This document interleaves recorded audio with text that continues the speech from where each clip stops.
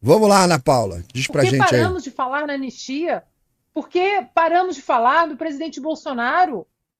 Alguns da imprensa agora começam a falar: o Alexandre de Moraes já está vendo a cela na Papuda. Meu Deus, nós deveríamos estar falando da anistia 24 horas por dia. O presidente Hugo Mota foi eleito presidente da Câmara prometendo pautar a anistia. Saiu da anistia, foi para a dosimetria, tentaram empurrar goela abaixo uma falácia, uma mentira de projeto. Nós fizemos pressão, agora não se fala mais da dosimetria, que bom, mas também não se fala mais da anistia, meu Deus do céu. Nós precisamos começar a deixar tudo que for secundário em segundo plano, porque cada dia na vida dessas pessoas é um dia que não volta nunca mais. Nunca mais, cada hora não volta nunca mais. Como pais, como mães, como filhos, como avós e avós. Nós não podemos que outras discussões continuem paralelamente. Tudo bem, mas o protagonismo na direita hoje tem que voltar a ser a pauta da anistia. São centenas de pessoas com a vida trancafiada em celas, com tornozeleira eletrônica, em casa. Agora vem mais um núcleo que será julgado e com as condenações já praticamente prontas. Cada minuto na vida dessas pessoas é um minuto sagrado que não volta mais. A anistia precisa voltar a ser a única pauta protagonista no nosso debate hoje. Corretíssima. Não tenho o que tirar nem pôr, não tenho o que concluir, não tenho o que adicionar. Corretíssima, Ana Paula. Corretíssima. É isso que tem que ser feito mesmo. Obrigado, Ana. Cara, jogador de vôlei, né, cara? Que legal, né? A carreira, a vida da Ana é uma história de vida muito legal, cara. Muito legal, né? De jogadora de vôlei a isso que ela se tornou hoje tão importante aí pro Brasil, né, cara? Muito legal, cara. Parabéns, cara. Parabéns aí. Parabéns. E vamos lá botar mais aí que a nossa querida Tsuki aqui, ela sempre traz cortes ótimos, né? Mais um prego na tampa do caixão da narrativa da esquerda sobre a reunião do Mauro Vieira e o fim das tarifas. Mais um, cara, o comentarista aqui aquele, oh Deus, ouvi, não sabia que isso não ia dar certo, Lorival. Lorival, meu querido. Coitado do Lorival. Lorival, boa noite. É isso mesmo? Já é a diplomacia funcionando? Já é o diálogo e a cooperação internacional? Eu vou botar de novo, ele vai falar assim, já é a diplomacia funcionando? Aí quando ele falar isso, você corre e olha pra cara do Lorival, tá? Quando ele falar, já é a diplomacia funcionando? Corre e olha pra cara do Lorival. Ó, vamos lá, vai lá. Ó. Lorival, boa noite. É isso mesmo? Já é a diplomacia funcionando? Já é o diálogo e a cooperação internacional dando sinais que estão funcionando novamente entre Brasil e Estados Unidos? Essa redução da tarifa de 10%, ainda mantida a tarifaço de 40%? Boa noite a todos. Não é a diplomacia funcionando, não tem ligação com o Brasil. A decisão foi tomada na quarta-feira pelo presidente Trump. Para reduzir os preços de frutas, café, carne e outros produtos que os Estados Unidos não produzem e pode até prejudicar o Brasil na competição com outros países. Por quê? Porque os concorrentes do Brasil perdem toda a sua tarifa, enquanto que o Brasil, se for mantido o status da decisão atual, continua com uma tarifa de 40%. Então, Colômbia passa a exportar café sem tarifa, Vietnã. Você viu que Equador, El Salvador, Guatemala e Argentina iniciaram negociações com os Estados Unidos para zerar tarifas. São exatamente países, no caso da Argentina, que produz carne, e no caso do Equador, Guatemala e El Salvador, que produzem frutas e café.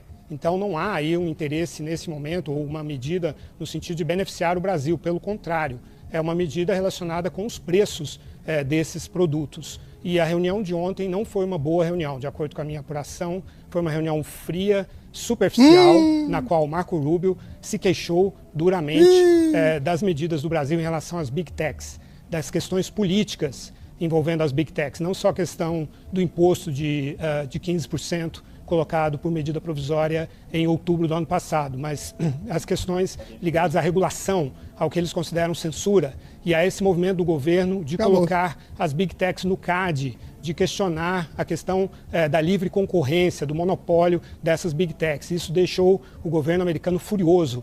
Então, não há... Você viu a palavra que ele usou, né? O que o governo estava fazendo aqui no Brasil.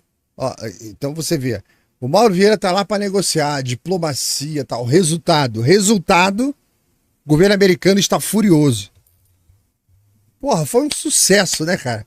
Foi um sucesso. Parabéns aí. Neste momento, entre Brasil e Estados Unidos. O fato em si da reunião é positivo, sem dúvida, de ter acontecido a reunião ontem, mas não há avanços no terreno. Não há o que comemorar. Mais um prego no caixão da narrativa aí. Trago mais coisas. Aqui, ó, principalmente esse vídeo aqui, ó, maravilhoso. Isso aqui, ó, é lá na Califórnia, tá lá em Tiburon. Deixa eu botar um zoom aqui. O que acontece aqui? Qual é o contexto desse vídeo? Lá na Califórnia, lá no condado de Tiburon, lá do Tubarão aí, ó, se você não colocar o lixo separadinho, tá? Separadinho, você toma uma multa de $500 aí da prefeitura, tá? $500 se você não separar o lixo direitinho, porque você é o irresponsável, não está cuidando do meio ambiente. $500. Aí o pessoal está denunciando que eles estão levando as multas, né? Mas quando o pessoal vem buscar o lixo da prefeitura, que aplica a multa, o que acontece? Ele coloca tudo a porra no mesmo lugar, que se foda.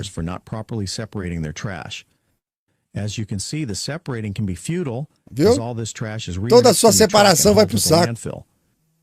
This is at the end of Tiburon's Restaurant Row, where the restaurants diligently separate their waste into recyclables.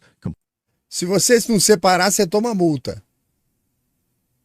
Mas na hora que a prefeitura vem recolher o lixo, é a porra toda. Eu já vi isso aqui no Brasil, diversas vezes, tá? Diversas vezes. Condomínio que separa lixo direitinho, né?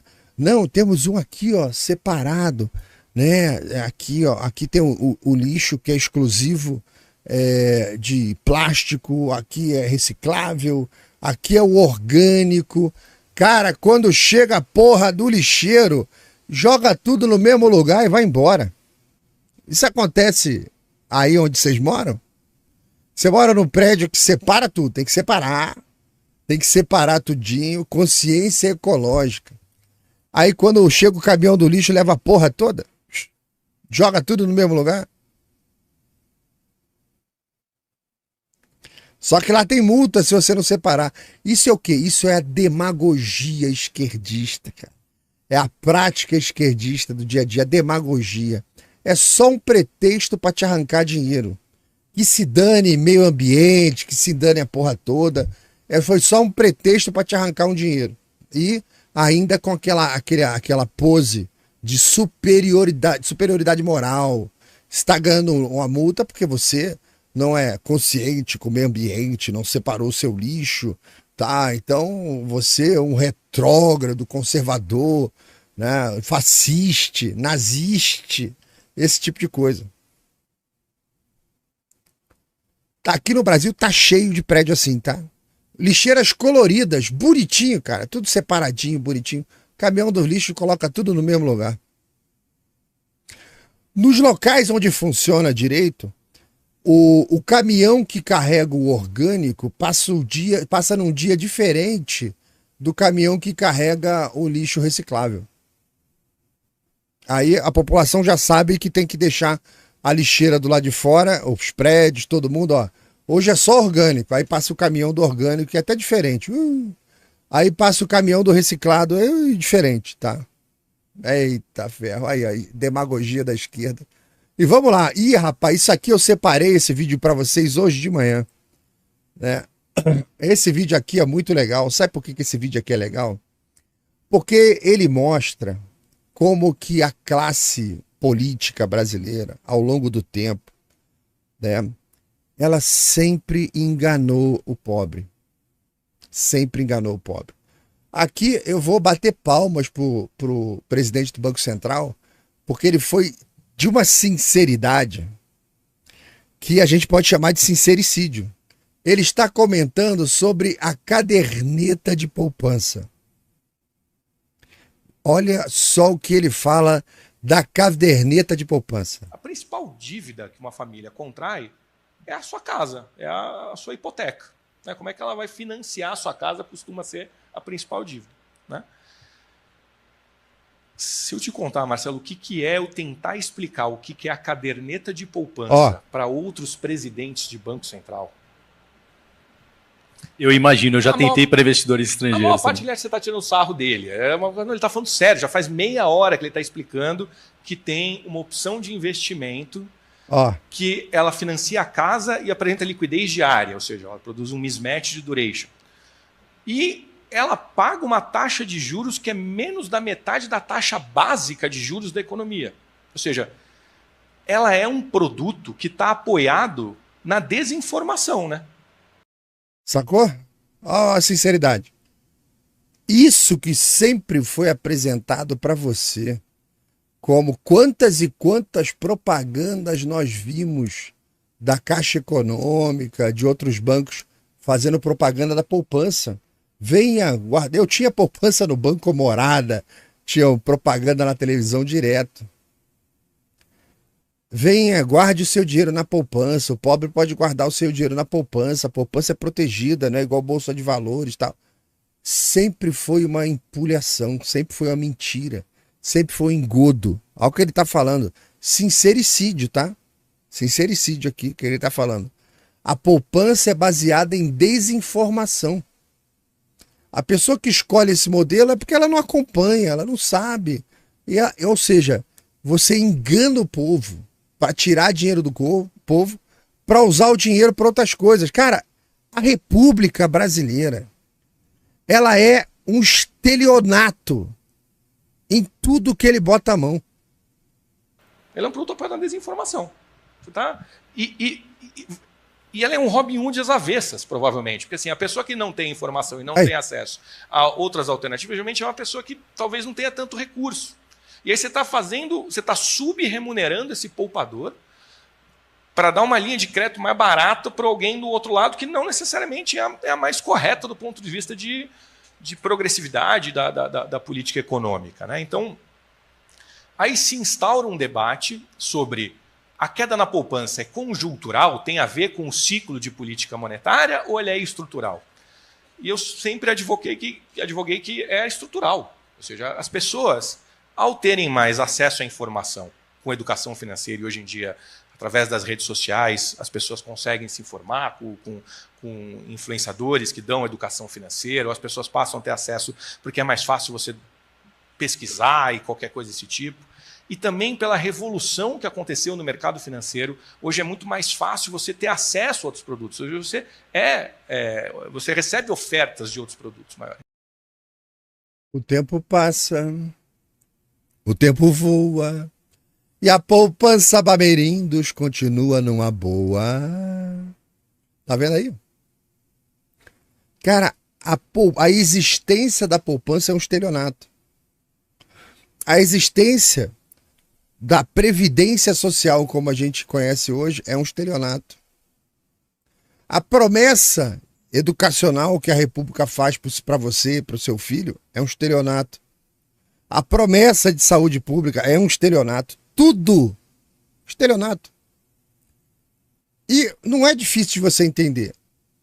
A maneira como é disputada a eleição no Brasil há 130 anos, onde vence aquele que tiver as melhores promessas, na verdade se torna um campeonato de mentiras. Vence o mais mentiroso. E quando o mentiroso chega no poder, você escolheu o mais mentiroso. Ele vai te enganar, ele vai te enrolar, ele vai te roubar. Isso é república. Um campeonato de mentirosos. E do outro lado, um monte de gente reclamando que as promessas não são cumpridas. É um hospício. Essa porra é um hospício, cara. É um hospício. Aí quando o cara acorda, vira monarquista, conservador, minarquista, tá? Aí o pessoal fala que o doido é ele.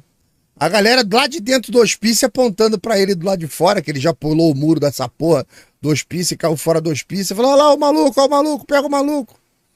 É isso que o pessoal faz quando a gente tenta fugir do hospício. Foda. Agora, vamos de notícia boa, hein? Notícia boa aqui na sequência. Notícia boa, cara, que notícia interessante. Uma pena que tem muito pouca divulgação. Agora de manhã deve sair alguma coisa aí nos jornais brasileiros, tá? O Equador hoje vai às urnas para um referendo. Equador celebra hoje referendo sobre bases militares estrangeiras e nova Constituição. Você sabia? A nossa mídia não nos informou. O Equador hoje está no referendo. Por que a mídia nossa não informou? Porque é um referendo que é bom para o povo. Agora vamos lá para as perguntas do referendo aqui. Já começou aqui, ó. A esquerda já contratou um monte de gente, bota um monte de gente na rua com bandeirinha vermelha. Você já viu aqui, né? Bandeira vermelha dizendo não. Então quer dizer que você tem que ir lá e votar no sim, né, cara? É o contrário, né? Beleza? Aí é o seguinte, ó. Eles vão votar sobre se eles vão permitir o retorno de algumas bases militares americanas ao país e se eles vão autorizar uma nova Constituição. Olha que interessante, olha que interessante. Só que é o seguinte, além do retorno aqui, ó, das bases militares estrangeiras, proibida desde 2008, e da redação de uma nova Constituição, os equatorianos devem decidir se eles põem fim ou não ao financiamento público dos partidos políticos. E se o povo concorda com a redução do número de congressistas. Olha que referendo maravilhoso. Eles vão decidir hoje pelo redução de número de congressistas, fim, acabou, zero. Financiamento público dos partidos políticos, acabar com essa porra. Uma nova Constituição e a implantação de bases militares americanas dentro do Equador. É um pacote completo, né, cara? Então, por isso que você tá vendo essa fotografia aqui, ó. A esquerda desesperada lá. Não pode. Não pode perguntar pro povo o que o povo quer. Cara, democracia, é poder popular. A gente tinha que fazer aqui no Brasil, cara, milhares de referendos sobre várias coisas. Se você colocar a pergunta, eu não tenho dúvida que o povo responde, acaba com financiamento de campanha. Aqui é interessantíssimo, né? Nós somos uma democracia onde a opinião popular não interessa. Equador carregando a nossa inveja aí. Calma que tem mais aí. Tá bom, vai lá. Aí, ó, foram perguntar aqui para um vigilante que estava lá, tal, na campanha. Olha o que o vigilante falou. Quando um criminoso é capturado, os juízes o soltam em seguida. Essas coisas deveriam mudar. Mudar a lei, a Constituição. Disse um tal de AFP, não, disse para a agência de notícias, a France Press, Juan Carlos Azog, um vigilante de 46 anos que votará pelo sim. Temos que mudar as leis, a Constituição. Porque um bandido preso, o juiz solta. Temos que mudar. Tem mais coisas marcadas aqui, coisa interessante. Ali, ó. E o presidente lá, o Noboa, né, o presidente lá do Equador, falou o seguinte, ó. É necessária a cooperação de outros países, porque a criminalidade é transnacional. Aí na frase seguinte, qual foi o primeiro país que ele pensou assim, ó? Nós temos que, ó, não basta eu fazer o dever de casa aqui, outros países têm que fazer também. Aí na frase seguinte ele fala, ele assegura que também está dialogando com o Brasil. Ou seja, o Brasil na região, cara, virou a referência de criminalidade. É como se você tivesse que colocar um Baygon na tua casa aí, né? Você vai contratar a Insetizan. Ele é um pouco mais claro. Ah, mas é muito melhor. Insetizan. Vai dedetizar aí o seu país. Mas ele tá falando, pô, se o meu vizinho do lado aqui não fizer isso, que tem um terreno baldio aqui do lado chamado Brasil, tem um lixão aqui chamado Brasil, você vê, na frase seguinte o presidente falou, o crime é transnacional e nós já estamos conversando com o Brasil. Caralho, que patético, velho. Ai, ai, ai. O presidente Noboa garante redigir uma nova Constituição com cerca de 180 artigos, menos da metade do que está em vigor na Constituição atual desde 2008. E essa Constituição de 2008, que proibiu a presença de bases militares estrangeiras pelas mãos do adversário político, o presidente socialista Rafael Correia, que foi durante 10 anos presidente lá.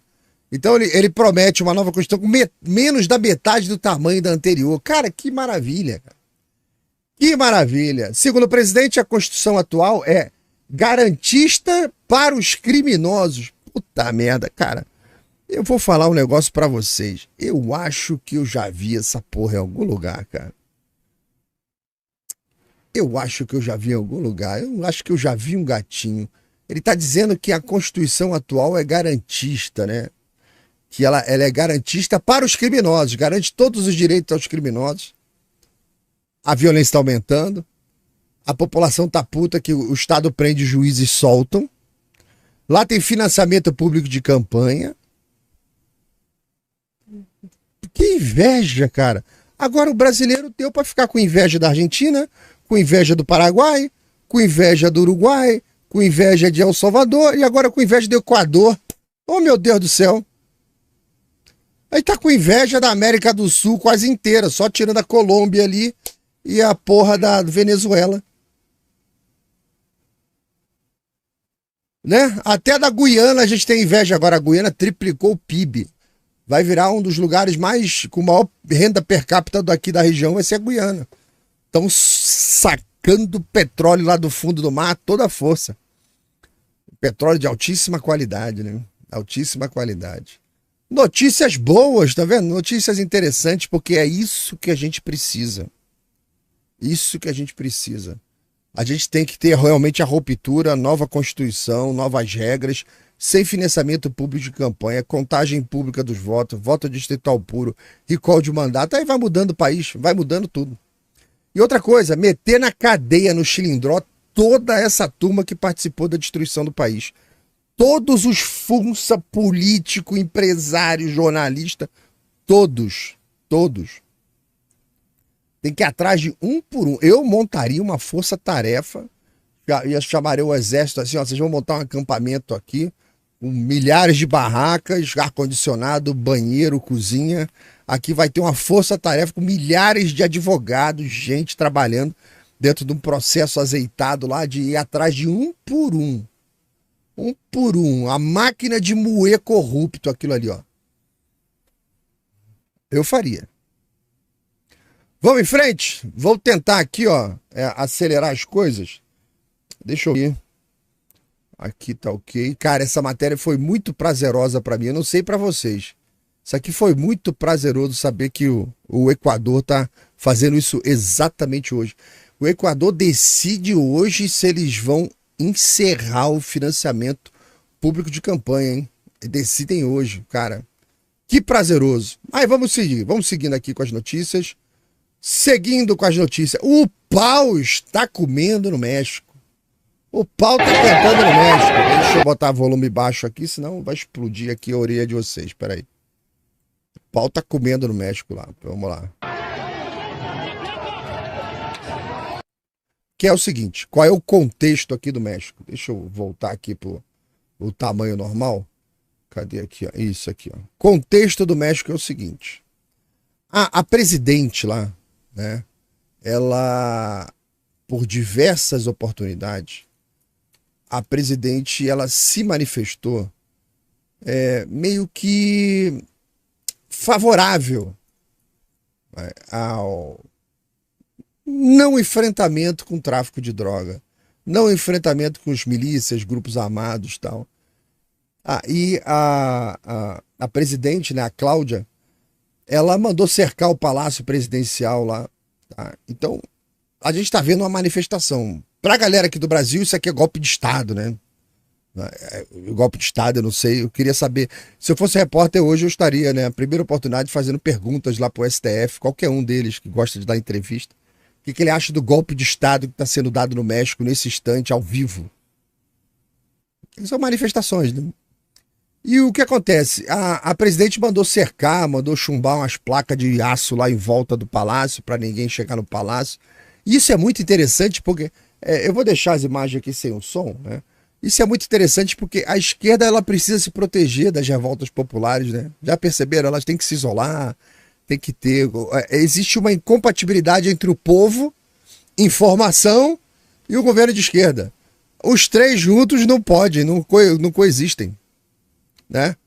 Você veja, na prática, os governos da esquerda sempre entregam o oposto do que eles prometem.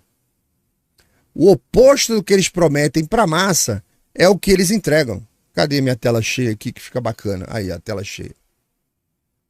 Então, você vê, eles prometem o paraíso na terra e eles entregam isso aí, ó, miséria. Você vê o caso da Venezuela, né? O socialismo do século XXI. Cara, virou 97% de pobreza extrema na Venezuela. Hiperinflação.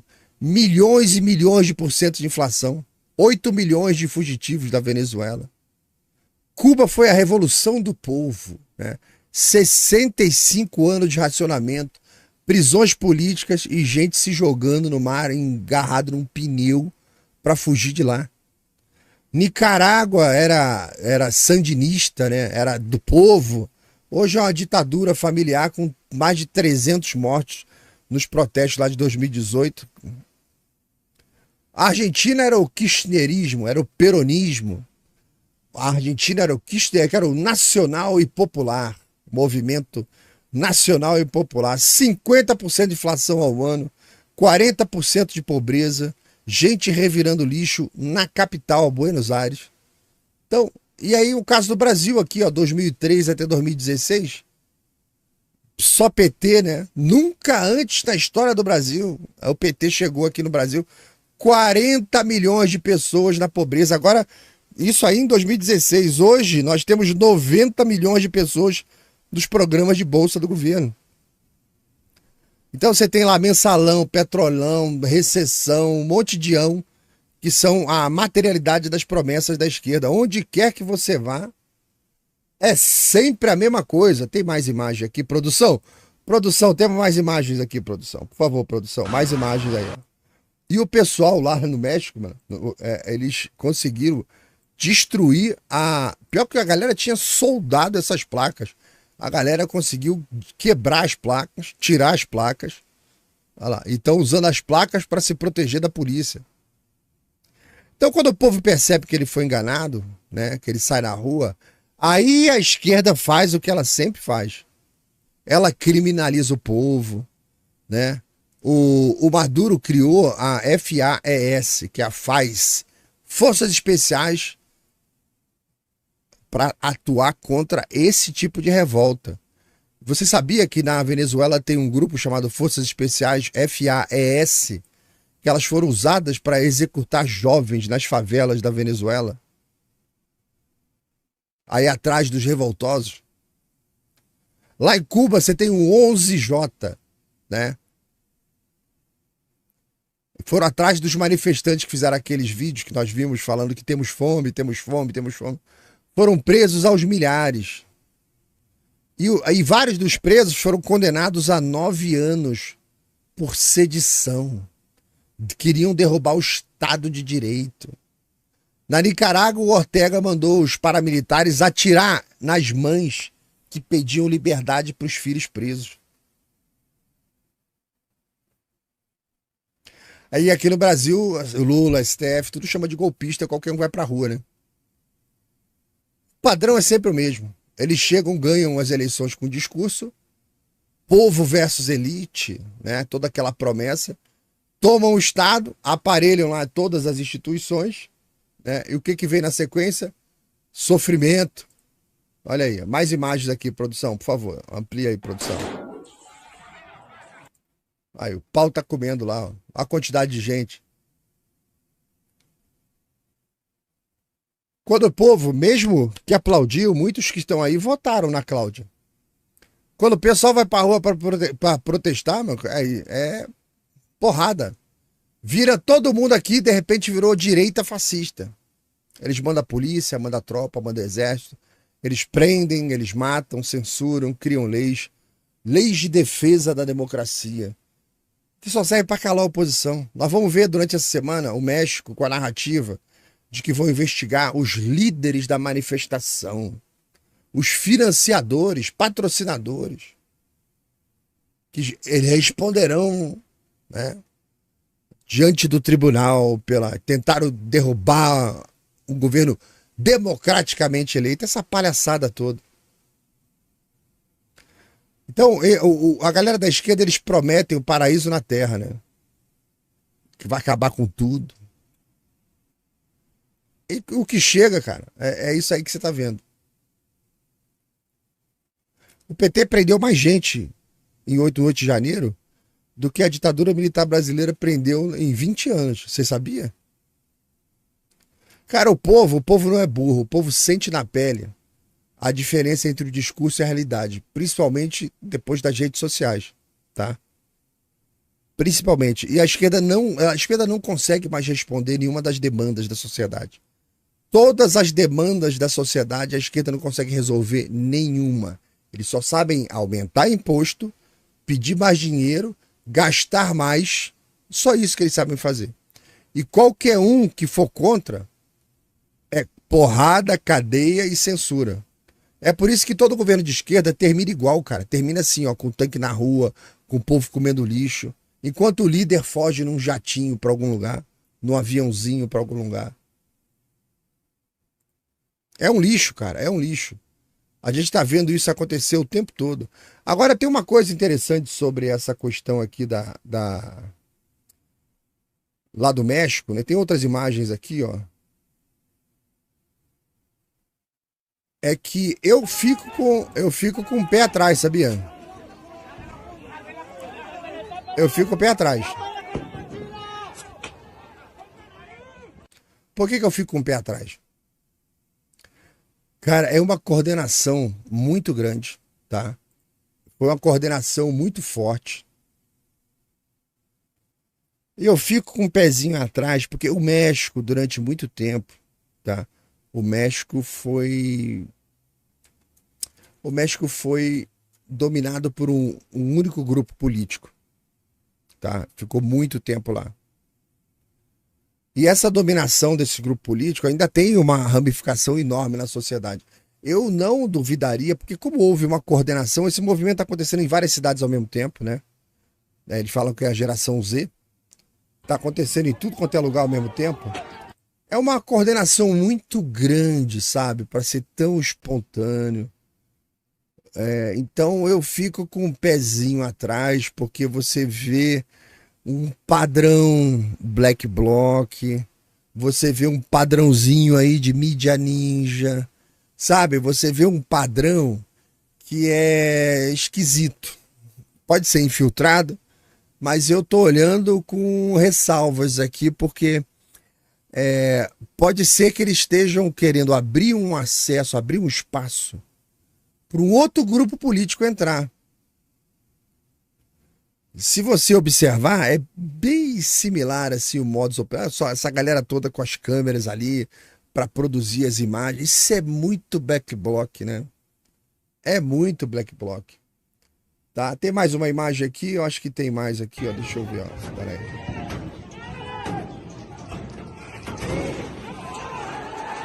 Ai, conseguiram tirar lá a placa.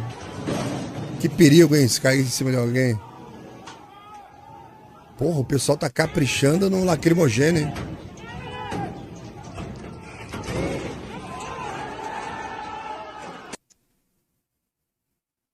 Que parece o Muro de Berlim, né, cara? Vai lá. Parece o Muro de Berlim.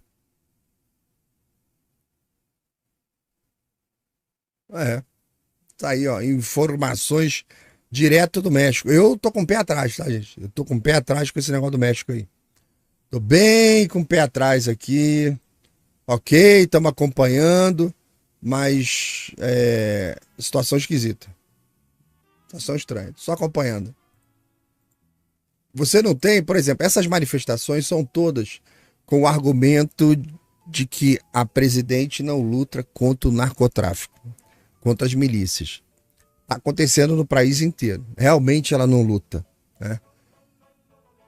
Mas o México é um país dominado pelo narcotráfico. Como que o narcotráfico está permitindo esse tipo de manifestação contra eles? Se der resultado, o resultado virá de uma opressão em cima dos cartéis mexicanos. Eles tomam todas as cidades. Como que eles estão permitindo as manifestações que são feitas contra eles? Entendeu? Sacou? Que não tá cheirando bem? Então, a minha recomendação é a gente acompanhar com cautela. Vamos estar com cautela. Vamos ver. A próxima semana agora lá no México, ainda não apareceu uma liderança disso. Vamos ver se vai aparecer uma liderança aí, tá? desse movimento. Aí a gente vai ter, sabe, um direcionamento. Tá esquisito aí. Eu tô achando que tá muito black bloc pro meu gosto. Eu vi umas cenas, eu não trouxe pra vocês aqui por causa da violência, né? Dos caras, eles espancando um policial, cara. Eu falei, isso aí não é patriota, isso não é gente comum. Isso aí não é gente de bem. Espancando o policial não... Cautela, tá bom? Tô igual o Sérgio Luiz aqui, ó. Caldo de galinha e cautela não faz mal pra ninguém, tá? Tá muito progressista pro meu gosto aí esse movimento. Tá muito coordenadinho, tá? Tá muito coordenadinho. Aí daqui a pouco, veja bem. Olha só o que eu tô pensando aqui com meus botões aqui no Manual do Foro de São Paulo. A presidente, a comunista lá, a Cláudia, ela começou a cercar o palácio dela 10 dias antes da manifestação. Ela começou a cercar o palácio antes da divulgação da manifestação. Má informação de inteligência que vai acontecer o movimento e tal. Porque passaram a semana toda construindo essa proteção. Não duvide que essa semana, tá, o governo vai repetir o 8 de janeiro daqui. Aí essa convulsão social vai fazer a criação de leis de proteção da soberania, da democracia que está sendo ameaçada, tribunais de exceção. Aí você desvia o assunto na comunidade mexicana, igual aconteceu aqui, igual aconteceu nos Estados Unidos. Dia 6 nos Estados Unidos, dia 8 aqui no Brasil. Igualzinho, agora vai ter todo um desvio em busca dos golpistas, aumentando ali a repressão contra a oposição da Cláudia. Então, tome cuidado que você pode estar acompanhando nesta semana agora o desenrolar desse script aí do Foro de São Paulo, tá? Da tentativa de golpe, de derrubar o governo. O governo fez de tudo, protegendo o patrimônio.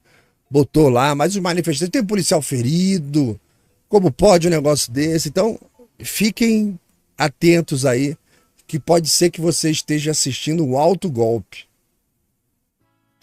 para proteger, porque a popularidade dela chegou a 0, tá? Ela está eleita em 1 ano e pouco, a popularidade da presidente já é lixo. Já é lixo. Acontecia realmente, tinha manifestações pequenas, muito pequenas, depois da morte do prefeito lá, pelos narcoterroristas. Aumentou o nível das manifestações, mas do jeito que a gente está vendo aí, nós vamos escutar o México falar em soberania essa semana. Escutaremos o México falar em soberania essa semana.